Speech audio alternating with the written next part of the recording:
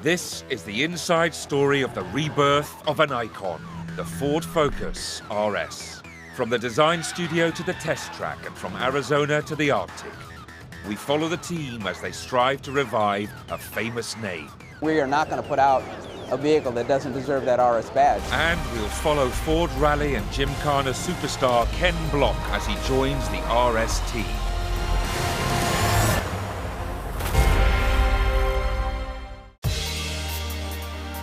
With just 8 months to go before the RS enters production, the Ford Performance team is in Sweden to test in extreme conditions. The pressure is building. The car has just been revealed to the public at the Geneva International Motor Show. But Ford Global Product Chief Raj Nair is not happy. When you're spending hundreds of millions of dollars on programs, you've gone to an auto show and spent a lot of money showing people the vehicle, and then to not deliver to the dealers when you told them they're going to get it is a big problem. Our last drive at Lamo uncovered some issues in the dynamics of the vehicle, and we also now have some issues on the powertrain side generating the horsepower that we want for the vehicle, so the pressure's building up. So we are not going to put out a vehicle that doesn't deserve that RS badge, so if we have to delay job one, we will. Raj's concerns are echoed by the director of Ford Performance, Dave Perisak, who's flown to Sweden to join the team. The engine is giving us some sleepless nights at the moment. We know we've got a little bit of a road ahead of us to get the engine to perform at the level that we need it to. We're looking for world-class performance out of this engine, and so we're not quite there yet. Key members of the development team are met by 2 RS prototypes and competitor cars. This is the first time that all the right hardware, all the right software, everything is finally in one vehicle. We've had bits and pieces of it in many different cars, but this is the first time that's all together.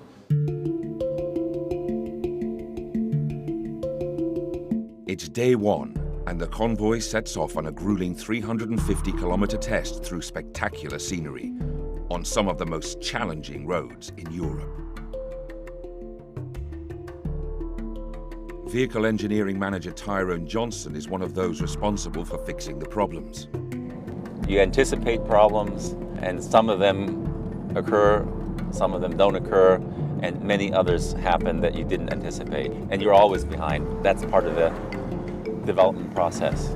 Up until a month ago, we thought we were on target in terms of power and torque, and then we had a couple of issues, engine issues, and we now have to sort those out.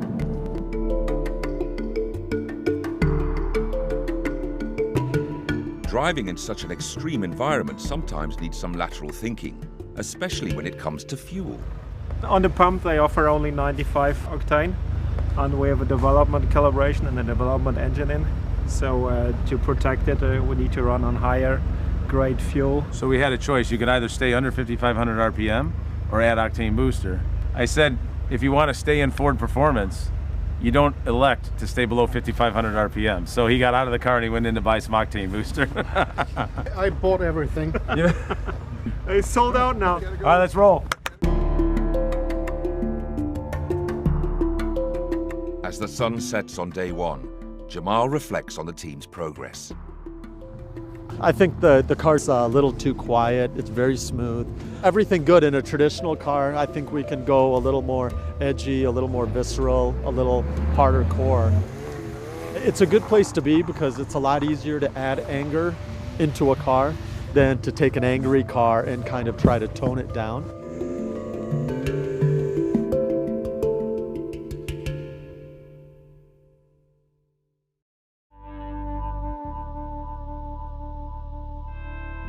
It's day 2, and time for some laps of a special circuit, cut into a frozen lake. Today it's really very low friction to see how the cars react on snow tires in this kind of environment, and to see if our car reacts the way that we've been working towards in terms of the controllability, the excitement, all the kinds of things that we've been trying to achieve compared to the competition.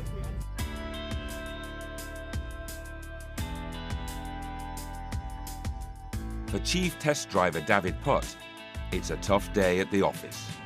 People will pay money to do this, and you know, what can I say? I love it. Instead of doing time lapse, it's all about car control basically. I'm just trying to upset the car and constantly feel what it's doing now. It's sliding through? Yeah, like, or we go too far, can I brake and control the car easy? Or am I sweating and working like hell? Is it easy to find the grip on the road? Yes or no? These are all completely different to a race driver. A race driver is basically braking out here, going in the perfect apex and whatever. We don't do that.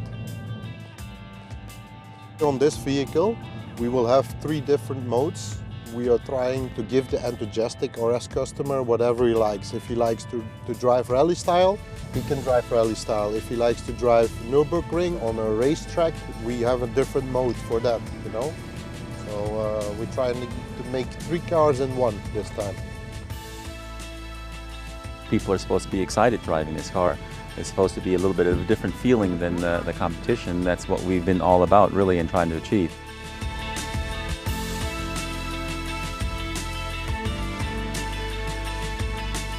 At the end of the day, the team get together for a debrief, and it's clear there are still problems to be solved. We definitely need to work on our sound. Our sound is not fantastic by any means. Exhaust outside the car, inside the car, both? Yes. Both, okay. We don't want obnoxious, but we do want, you know, sporty loudness. I mean, we want something that when it goes, you think, oh, that's something special, right? But real progress has been made. It feels like all the systems are working in harmony to do what the driver is trying to tell it to do. For me, of all of these, that's what the Focus does so well. I think we're in a pretty good place. We still have some things to do, and even think that our car, you know, the damping hasn't even been done yet. So there's still some to come here. This team should be really proud right now. I mean, like I said, we've got a long way to go, but take a moment and at least congratulate yourself for where we are, because we've got a car that's already the best of the bunch. So the sky's the limit if we stay focused. Next time, at the Ford test track in Dunton, England, the team fine-tuned the launch control system. It's kind of getting into supercar territory. While in Saarlouis, Germany, the Focus production line is being readied for the arrival of the RS.